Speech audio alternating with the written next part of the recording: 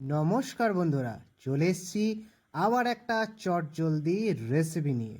আজ আপনাদের দেখাবো ডিম ভাপা। তাহলে দেখে নিন।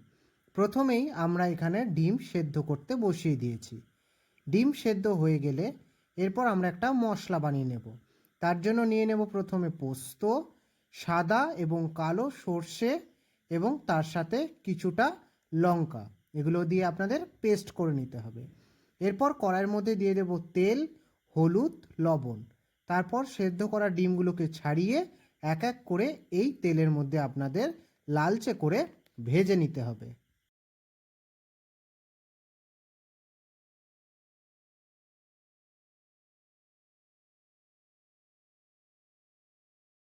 এরপর ডিমগুলো এইভাবে লালচে করে ভেজে নিতে হবে। এরপর একটা টিফিন কৌটোর মধ্যে দিয়ে দেব সর্ষের তেল, পোস্ত সর্ষের পেস্ট।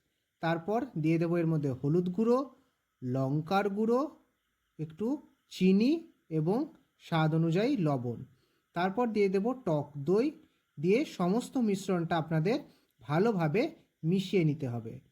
এরপর আগে থেকে ভেজে রাখা ডিমগুলো এক এক করে টিফিন কৌটোর মধ্যে দিয়ে দেব। আপনারা এটা অর্ধেক করেও করতে পারেন অথবা গোটা গোটা ডিম দিয়েও করতে পারেন।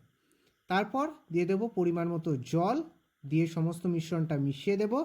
তারপর এর মধ্যে দিয়ে দেব সামান্য পরিমাণে সর্ষের তেল এবং দুটো কাঁচা লঙ্কা।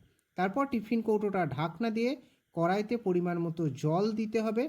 তারপর টিফিন কৌটোটা দিয়ে ঢাকা দিয়ে একদম লো ফ্লেমে 10 মিনিট ভাপালেই রেডি হয়ে যাবে কিন্তু ডিম ভাপা। তাহলে যদি এই রেসিপিটা আমার ভালো লেগে থাকে তাহলে অবশ্যই লাইক করবেন, শেয়ার করবেন আর আমার চ্যানেলটিকে সাবস্ক্রাইব করবেন। ধন্যবাদ।